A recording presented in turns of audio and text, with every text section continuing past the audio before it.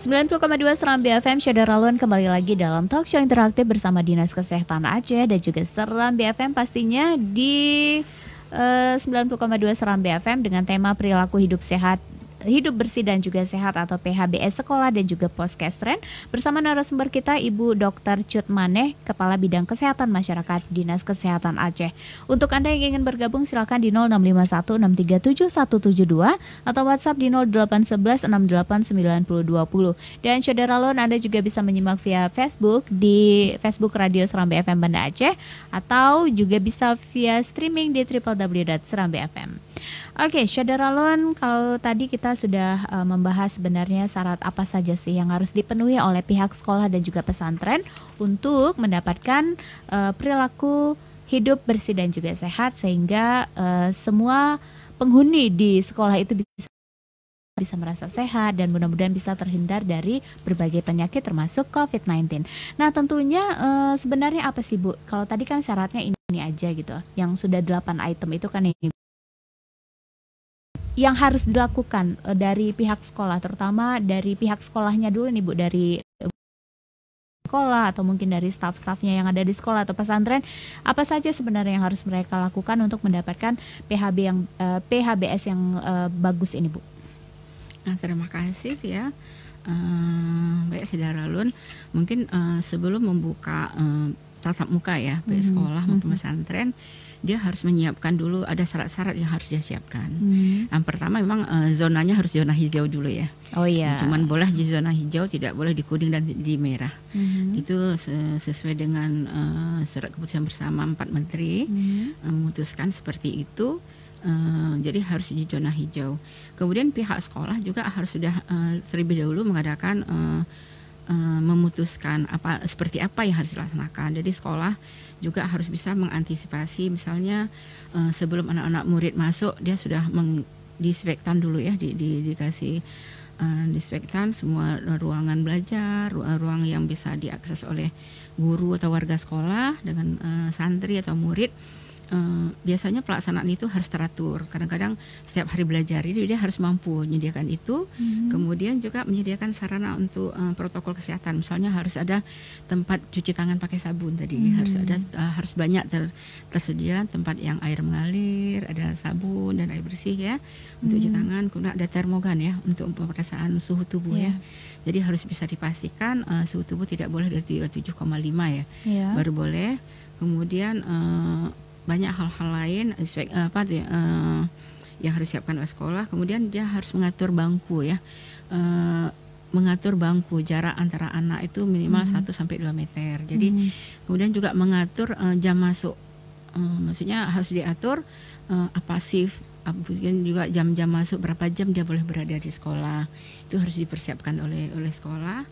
Kemudian juga harus dipastikan berapa anak yang boleh masuk, kemudian berapa anak yang belajar dari rumah. Kemudian juga dihindari juga aktivitas di luar kelas. Jadi dia harus memastikan semua anak itu berada di dalam kelas walaupun dia sedang istirahat. Jadi nggak boleh main di luar. Karena di luar kan pengawasan kan. Sekolah juga harus sudah membentuk tim gugus di sekolah. Tim gugus sekolah itu yang bertugas untuk mengawasi sistem belajar yang ada di sekolah. Oke. Jadi kalau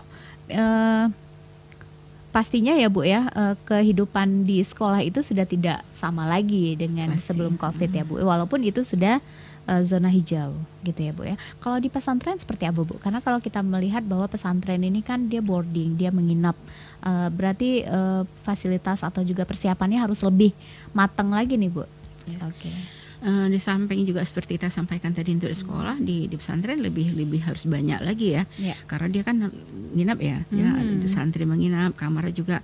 Jadi pesantren itu sudah bisa memastikan bahwa tempat kamar anak ya, kamar santri itu harus diperhatikan. Kemudian juga kamar mandi yang itu harus selalu bersih ya, jamban, sarana untuk air bersih juga harus selalu tersedia di pesantrennya. Kemudian untuk belajar, kemudian untuk konsumsi ya, makan, karena dia makan di itu kan dia harus pasti dipastikan makanannya harus bergizi ya, menu-menu sehat yang harus disiapkan di pesantren. Jadi intinya di samping yang seperti di sekolah, kemudian harus kita pastikan juga baik sekolah maupun pesantren sudah memastikan akses kesehatan yang mudah. Jadi harus mudah memperhatikan kira-kira kalau ada apa yang harus dilakukan. Puskesmas mana yang paling dekat yang bisa diaksesnya. Itu harus sudah dipastikan. Kemudian juga harus diberikan kewajiban-kewajiban kalau mengantar harus seperti apa. Menjenguk juga ya Bu ya. Harus ada aturan itu. Jadi nggak boleh datang misalnya kan, itu harus menyiapkan ruang-ruang isolasi di pesantren atau di sekolah gitu. Anak mungkin misalnya tiba-tiba dalam waktu belajar harus ada tempat isolasinya langsung. Pesantren lah harus lebih lagi gitu. Iya, jadi kalau misalnya ada sesuatu yang tidak diinginkan ya, misalnya si anak lagi demam atau apa, dia langsung bisa diisolasi dan juga mendapatkan penanganan yang benar.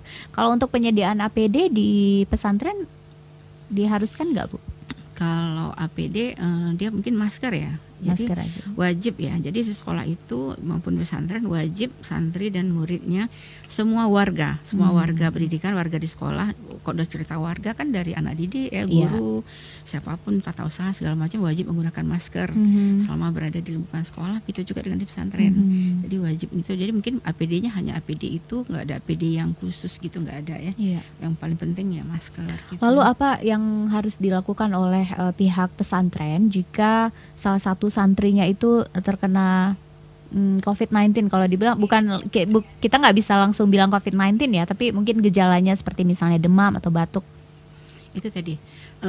Jadi sebelumnya kan sekolah atau pesantren sudah menyepakati apa yang harus mereka lakukan. Jadi ya selama pelaksanaan dalam ini untuk sekolah, jadi gitu anaknya kan tadi harus termogan harus selalu ada ya. Jadi 37,5 aja harus sudah langsung diperiksa ya. Jadi dia harus tahu tempat pelayanan kesehatan mana yang dia bisa segera akses. Jadi dia harus sebelum itu dia pertama mengisolasi dulu.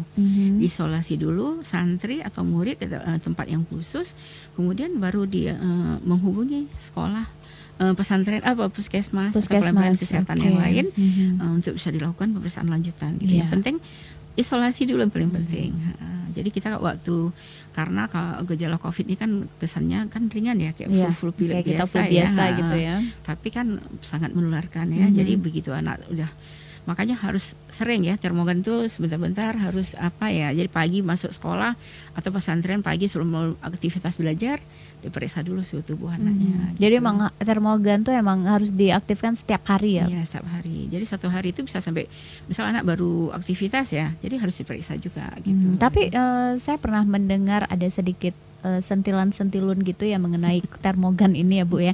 Katanya kalau sering-sering dipakein termogan tuh bisa merusak apa gitu otaknya. Itu benar nggak? Sebenarnya enggak ya, dia kan sudah lolos dari uji coba ya. Jadi sebenarnya aman ya Bu ya kalau dipakai tiap aman hari. Ya. Cuman karena sekarang membuat biar masyarakat enggak menjadi trauma ya. Jadi sekarang tidak lagi di kepala ya. Oh, sekarang udah di tangan. Udah di tangan. Jadi mananya bisa apa untuk suhu tubuh. Sebenarnya kalau dulu udah diceritakan aman ya, udah ada surat-surat ujinya kan. Jadi enggak apa-apa. Tapi itu tadi biar enggak masyarakatnya trauma ya. Jadi makin kalau di ini. Jadi sekarang bisa di tangan, jadi sebaiknya di sebelah dalam ya. Lebih di sini ya Bu ya, jadilah cepet ya. Gitu. Enggak ya. Oke, terus langsung tertera kalau misalnya 37,5 itu berarti kita udah demam ya Bu ya? Udah peningkatan. Karena memang suhu normal kita 36,5. Tapi kalau suhu di bawah itu gimana Bu? Apakah itu termasuk normal juga? Kayak saya kayaknya berdarah dingin. Hati-hati tuh. Darah dingin bahaya tuh ya. Iya, saya sempat 34 gitu. Jadi 35. Pokoknya saya darahnya agak dingin. Itu bahaya. Sebenarnya enggak juga kan? Ya, enggak masalah ya Bu ya. Itu kan tergantung kan yang mau mengatur suhu tubuh itu kan darah kita ya. Jangan anemi. Oh gitu, iya benar. Itu benar Bu. Yalah Bu dokter ya, pasti tahu. Oke, Syederalon, untuk Anda yang ingin bertanya atau juga ingin bergabung silakan di 0651637172 atau WhatsApp di 0811689020. Kita bakal kembali lagi dalam talk show interaktif bersama Dinas Kesehatan. Namun sebelumnya kita simak dulu pesan-pesan berikut ini.